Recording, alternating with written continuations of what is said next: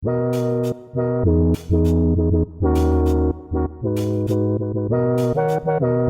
Marcus. I'm Jared. Level with us.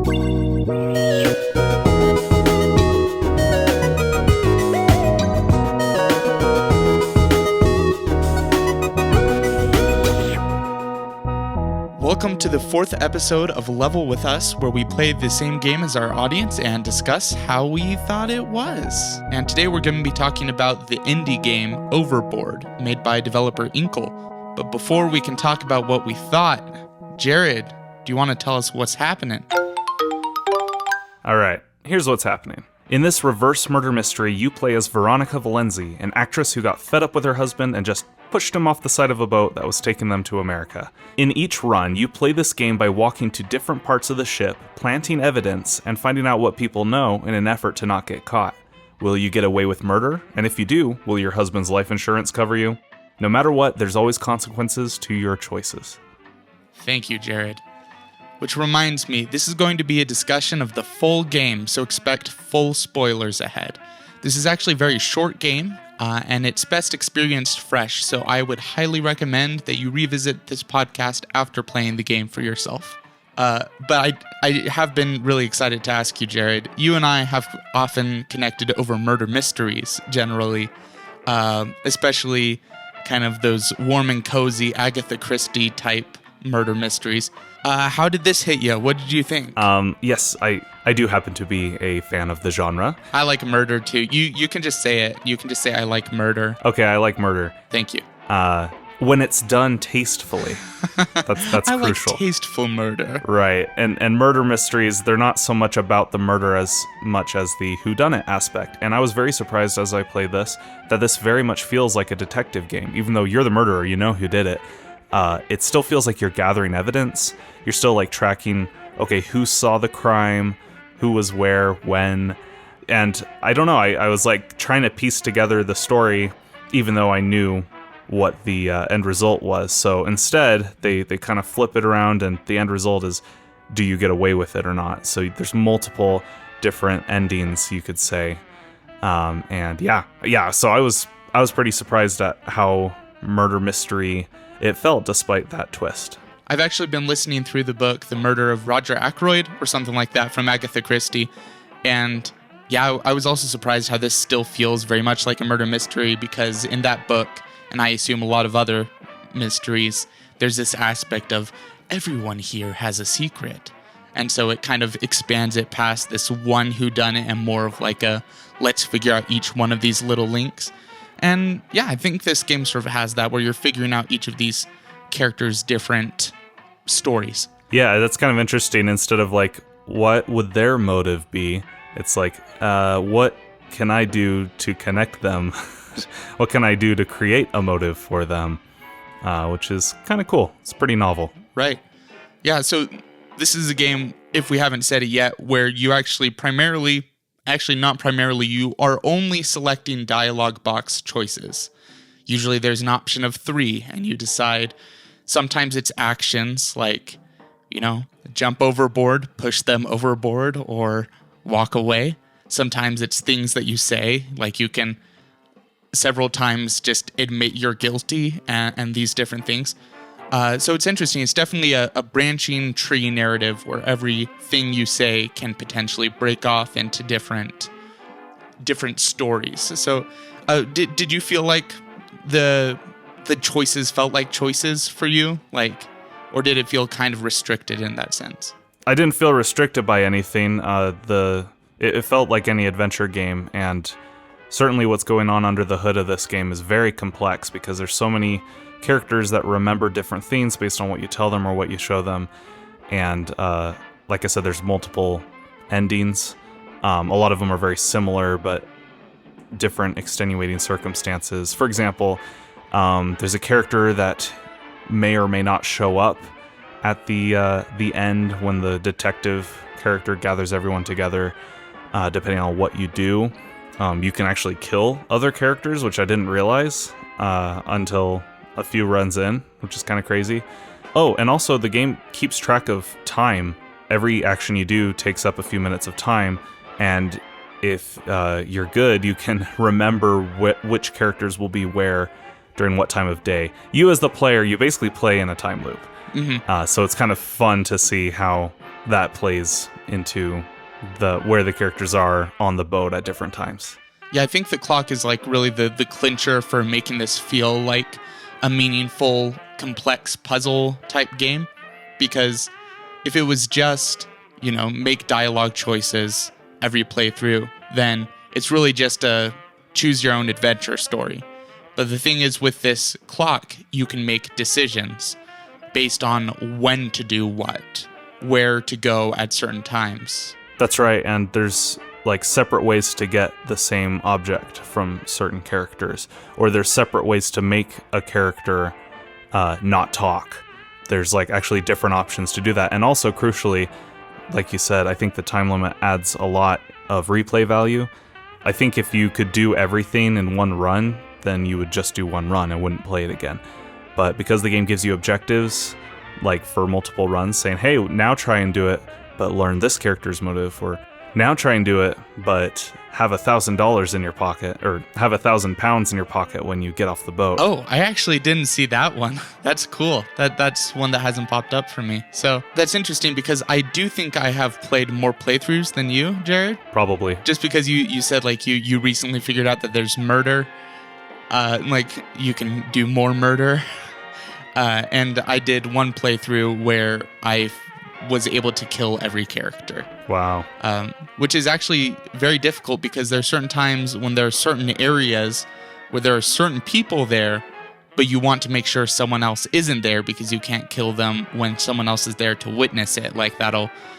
Anyway, so I actually had to really kind of memorize where people were at what times. My first run was a complete disaster. I was actually really enjoying my first run because I was trying to play it as much in character as possible. I was like, okay, what would Veronica do? Okay, the first thing she would do would be to throw her earring out the window, because who knows where the other one is. And then she went and found the coat, her husband's coat, which had money and a key in it.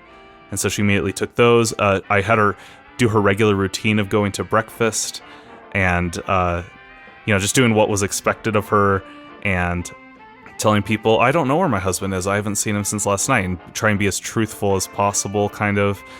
But then I slipped a sleeping pill into the drink. You drink, what's the woman's name? Mrs. H. Mrs. H. Yeah. So there's a gossiping woman that witnessed the crime, and I found out she witnessed the crime. So I slipped a sleeping pill into my drink, and then I swapped the drinks, and she took a sip, and then she's like, "Oh, I think this is yours," and she gave it back. And I was like, "Okay, well, I gave her the sleeping pill, so I can leave now." And so I clicked cheers. But that meant that you drink from your own glass. So I ended up drugging myself, and I fell. She's actually supposed to drink twice in order for that to work, which I didn't know. So I put in all this hard work thinking, man, I did everything great. But then I passed out, and when I woke up, they were like, yeah, you're the murderer. Bye. So there's a lot of learning you have to do. That feels like that should be the truest narrative. Yeah, which, side note about, like, truest stories, some of the endings are bonkers, just so you know. Like... Really? Yeah, I mean... Most of mine were pretty samey. Right, well, you know, like how in Choose Your Own Adventure books, you would occasionally flip to a random page and like, oh, like, there's some really weird stuff. There's an odd ending that happens when you murder everyone, as one might expect. Nothing good can come of that. Oh, wow. So yeah, so there's a little bit of depth in, you know, kind of these interesting branching paths. But how about value judgments? Here we are talking about what it is, but how was it? I thought it was enjoyable, kind of short. I don't know, what'd you think? I feel like I mostly had my fill of it, but I do like that you can dig in as much as you want and try and puzzle out every single objective that the game gives you. So conceptually, I think it was a pretty cool little title. It's the kind of game where it's really the premise that you're buying. If you get it, you're buying the premise, because it's a solid premise and it executes on the premise. It's a murder mystery, except you're the murderer and you try to get out of it. Like that is kind of the game if you just distilled it into one pitch. So if that's your jam, then it'll be your jam. So, hey, how about some star pieces? This is the part of the podcast where we get to gush, do a little bit of gushing on things we liked about the game and talk about what you guys liked too. Jared, would you like to start us off? Sure. So a couple weeks ago, I was whining about the language in Neo: The World Ends With You. And wouldn't you know it, Overboard has a profanity filter you can click, which there actually isn't even that much profanity in this game, but I appreciate that it's there. And I think anything that makes a game more accessible to people is a big plus. There was some other adult stuff that I kind of wish faded to black in this game, but beggars can't be choosers. I feel like it's kind of like games that have a turn the blood off filter. Yeah, some do. Where all it's doing is making it more accessible to a larger audience, because I'm pretty sure that no one is going to be offended that you can turn off blood in a game, you know? Like, you're not alienating anyone by including that as an option. So, yeah, I think it's generally nice when you can spot that in a game. Cool star piece. What's your star piece? My star piece is the fact that you can auto-play previous choices in this game. You can just hold a button down and it'll auto-select all of the same choices within each individual scene. The reason this is my star piece is because I think this game would be extremely tedious if it did not have that. So it's not wasted on me that it's there. That makes it quite a bit easier to experiment and like say, okay, I want to get this far, but then try something different from that point. For a game where you read the same dialogue over and over, fast forwarding definitely feels like a necessity. So yeah, I was grateful for that as well. Yeah, so if anyone out there wants to throw in their star pieces, then feel free to send them our way. But of course, next comes quick jabs. Jab, jab, jab, jab. 1, 2, and jab, jab. This is the part where we get to whine. We get to whine. We get to talk about our nitpicks. Jared, did you have any picks that you nicked, as they say?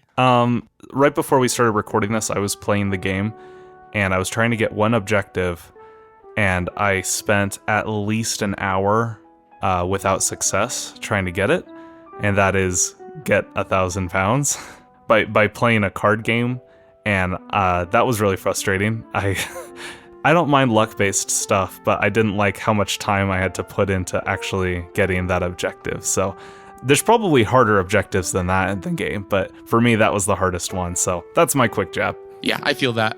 My quick jab was just, I kind of wish that there was like an achievements page that you could see all at once, so you can kind of like go through the rungs. Oh, is there not? I don't think so. I think it's just a little blurb that pops up in the top left. Maybe that it's just that way in the Switch version, but I don't know anywhere to see the other achievements that I've already completed. Oh, that stinks, because at the end of each run, it tells you how many escape attempts you've done or how many runs you've done, but I thought maybe on the title screen there was like a way to view every single type of run you did, but if not, yeah, that's pretty unfortunate.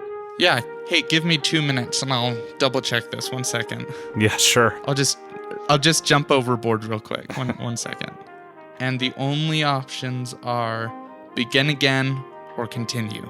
That stinks. Yeah, this game does such a good job of tracking your movements and your progress and what other characters think. It would have been nice if they could tell you what you've done in previous runs. Yeah, that stinks. Who knows? Maybe there's a secret new game plus when you get a certain ending or something. But in our experiences, that was not an aspect of the game. So, well, hey, we are moving on from The World Ends With You and discussing an indie game, but you know what lives on in our hearts? What? The Reaper review. It's the Reaper review, Jared, and it's time for you to review some stuff. This is the part of the show where we're going to ask each other some questions and see who's really the bigger nerd between the two of us. Although the name Reaper review probably doesn't apply anymore since we're not talking about The World Ends With You anymore, but we're keeping the name anyway, so Marcus, you did very well last time. We tied, if you remember correctly. So I'm ready for you. Hit me with your best shot. All right. Earlier in our discussion, you said that you had an achievement to make £1,000 before the end of your trip.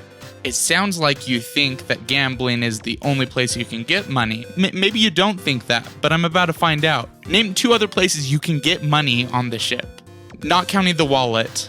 The only way I figured out...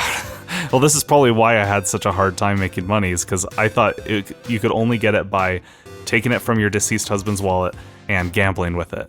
So I literally have no idea. A lot of characters mentioned that the diamond earrings are worth a lot, so I'm going to take a wild guess and say you can sell those to someone and make some money. And then the other one, I'm just going to say if you play it right, the life insurance kicks in, so you get money that way too. Final answer. Not quite.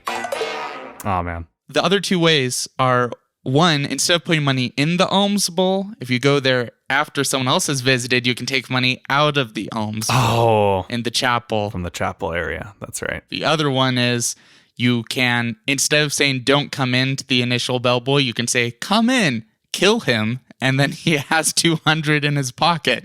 I can understand why maybe you didn't do this, because it's morbid. I never saw that option. How do you kill him? You clobber him with the paperweight on your desk. Wow. Okay. Yeah, I definitely didn't play this game as much as you. Well done. So, Marcus, any wild guesses as to what this game is rated? Is it not T? It is T. Do you know what it's rated in Europe? Not T. Well, no, because they don't use the ESRB up there. They do the PEGI system, and this game is actually PEGI 18, which is kind of more equivalent to an M-rated game over here. There are some M-rated games here that are PEGI 16 over there. But this game was not PEGI 18 originally when it came out in Europe. Only very recently did it become PEGI 18. It switched ratings after release. Why do you think that is? It uses the B word, it has an affair in it, and it talks bad about the British. No, that is incorrect. The answer is something we've been talking about this entire episode, and that is that the game teaches gambling. Oh. Very recently, the PEGI criteria was changed so that all games, including existing games that, quote, teach and or glamorize the use of games of chance that are played and carried out as a traditional means of gambling will be rated PEGI 18. Kind of to protect kids from kind of stumbling into that, which I think is very interesting. And funnily enough, this means that Pokemon Red and Blue, if they get a re-release, will be PEGI 18. You're absolutely right. I think there might be some way around it, but basically, if those games were released today, they would be PEGI 18, which is really interesting.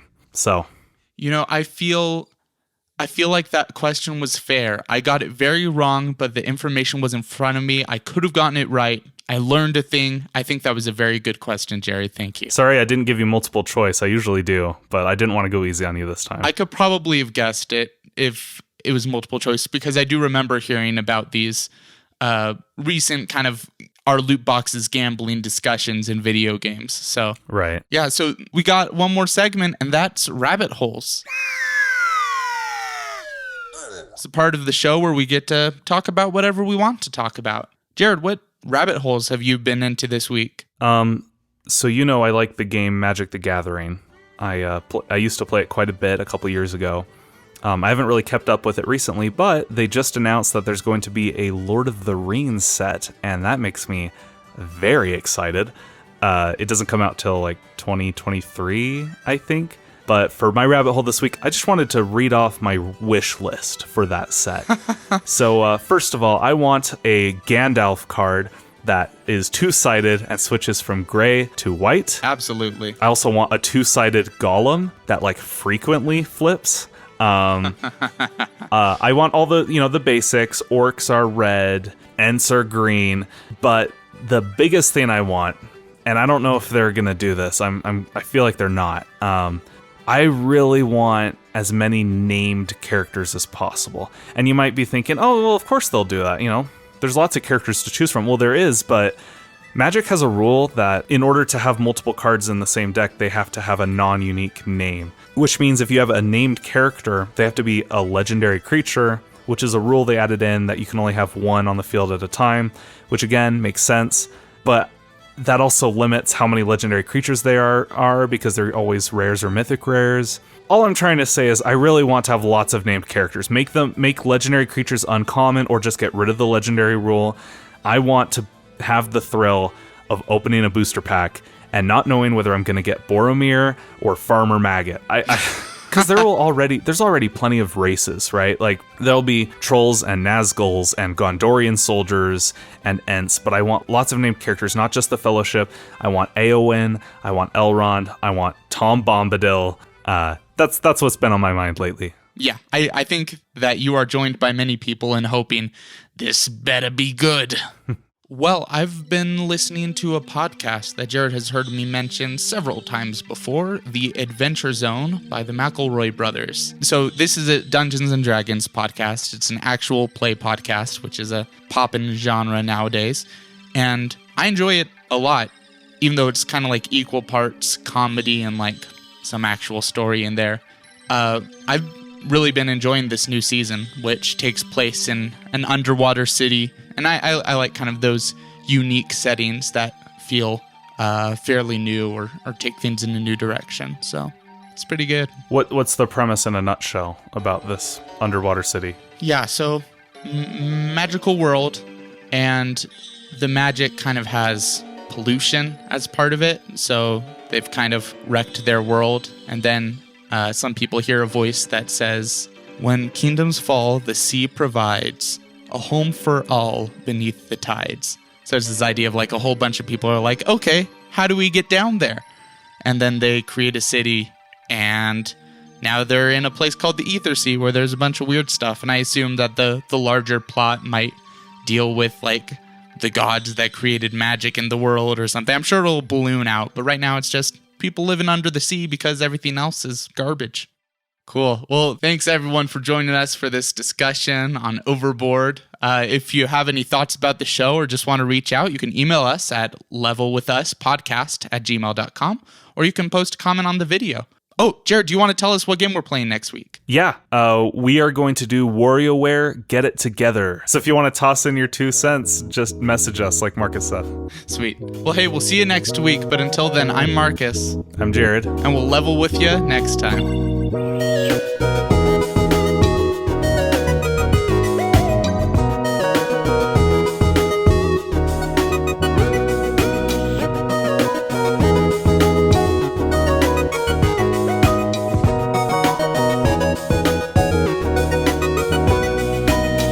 Thanks for leveling with us. Some of the music you heard here can also be heard in the game Overboard and exists in the public domain. This includes Main Stem, Kelly's Number, Stardust, and Bayou Farewell by the U.S. Army Blues. You also heard the Banshee Gravel Walks and the Old Copperplate by Slancha. All other original music was composed by Marcus. Thanks, Marcus. But learn this character's motive for Man on Motorcycle.